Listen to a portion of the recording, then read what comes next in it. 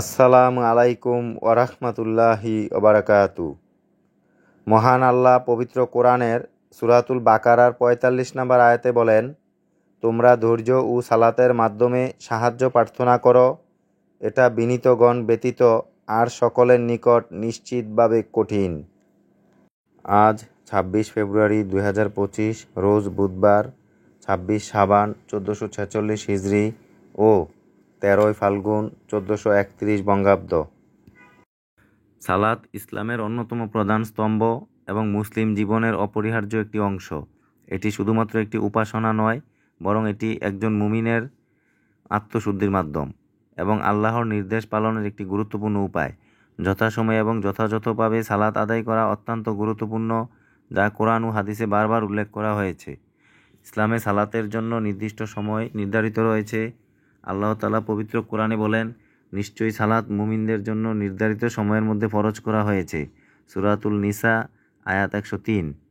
এই আয়াত থেকে স্পষ্ট বোঝা যায় যে সালাত আদায়ের জন্য নির্দিষ্ট সময় মেনে চলা অত্যন্ত গুরুত্বপূর্ণ। সময়ের আগে বা পরে ইচ্ছাকৃতভাবে সালাত আদায় করলে তা পরিপূর্ণভাবে কবুল নাও হতে পারে।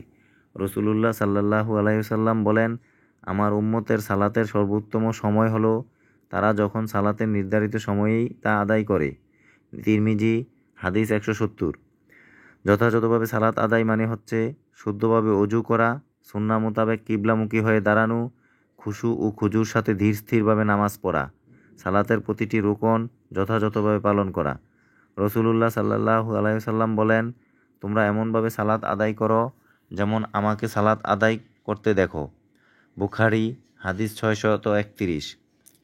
রাসূলুল্লাহ সাল্লাল্লাহু আলাইহি ওয়াসাল্লাম অন্যত্র বলেন, অনেক মানুষ সালাত আদায় করে কিন্তু তাদের সালাত থেকে তারা কিছুই লাভ করে না, শুধু ক্লান্তি ও কষ্ট ছাড়া। নাসাই হাদিস ১৩১৪।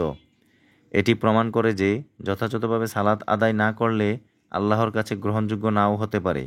রাসূলুল্লাহ সাল্লাল্লাহু আলাইহি সাল্লাম বলেন, কিয়ামতের দিন বান্দার প্রথম হিসাব হবে সালাতের ব্যাপারে।